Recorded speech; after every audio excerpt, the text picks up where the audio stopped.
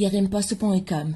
Les 20 km de l'autoroute à péage allant de Pikine à Diamniadio ont officiellement coûté 148 milliards de francs CFA, dont 87 milliards déboursés par l'État du Sénégal et 61 milliards qui auraient été apportés par Eiffage. Si les 20 km ont coûté 148 milliards, cela veut dire que le kilomètre a valu 7,4 milliards de francs CFA.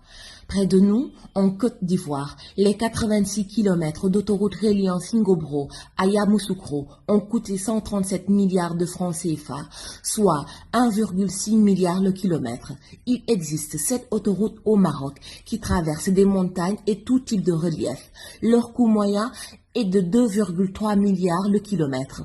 En Tunisie voisine, un pays plat comme le Sénégal, le coût moyen des 5 autoroutes est de 1,1 milliard le kilomètre. Si on retient le coût moyen le plus élevé entre le Maroc, la Tunisie et la Côte d'Ivoire, les 20 km d'Eiffage auraient dû coûter au maximum 50 milliards. Gérard Sénac n'avait donc besoin de débloquer le moindre sou pour construire l'ouvrage. Pire, avec les 87 milliards débloqués par le Trésor public sénégalais, il a achevé l'autoroute et s'est aménagé une marge restante d'au moins 37 milliards de nos francs. C'est donc un gros mensonge, une grossière escroquerie. Si Gérard Sénac affirme qu'il a investi 61 milliards, avec son apport, le Trésor public sénégalais à lui seul a largement financé l'autoroute à péage.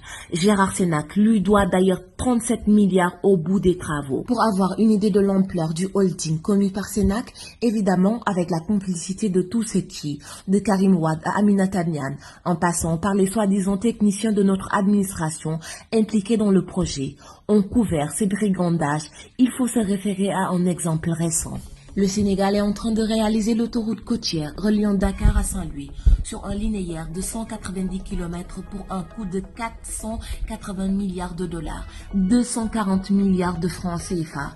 Dans le même pays, sur un relief plus compliqué, plus mou, qui va demander beaucoup plus de béton et de fer, cette autoroute va coûter 1,26 milliard le kilomètre, contre 7,4 milliards le kilomètre chez Eiffage. Lorsque le problème de la clôture et de l'éclairage de l'autoroute à péage s'est récemment posé, un technicien très pointu en bâtiment m'a dit, même si on mettait un mur de clôture en béton armé, constellé de diamants et des ampoules de lampadaires en or, on n'atteindrait pas le chiffre caricatural censé avoir été dépensé pour construire cet ouvrage qui est de loin le plus cher du monde. Gérard Sénac, l'escroquerie a trop duré.